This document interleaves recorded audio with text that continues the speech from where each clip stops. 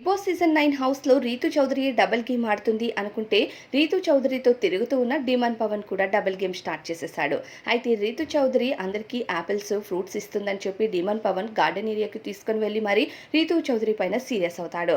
అయితే ఇక తర్వాత శ్రీజ ఒక దగ్గర పడుకొని ఉంటే అక్కడికి డీమన్ పవన్ వెళ్ళి కూర్చొని ఇలా చెప్తూ ఉంటాడు. రీతు చౌదరి అందరికీ ఏదో పెద్ద దేవతలాగా ఫ్రూట్స్ అన్ని ఇచ్చేస్తుంది. ఇక తన వల్ల నా క్యాప్టెన్సీ పోయింది. ఇక సీరియస్ అవ్వడానికి నాగార్జున గారు అంత సీరియస్ అవ్వడానికి రీజన్ ఈ పిల్లనే.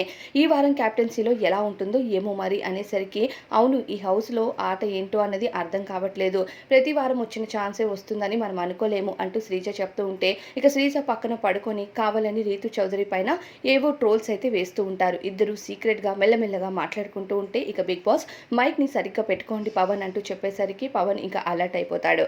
ఇక దానితో రీతు చౌదరితో డబుల్ గేమ్ ఆడుతున్నట్టు డీమన్ పవన్ క్లియర్గా అర్థమవుతుంది. మరి డీమన్ పవన్ పై మీ ఫీలింగ్ ఏంటో కామెంట్ చేసేయండి.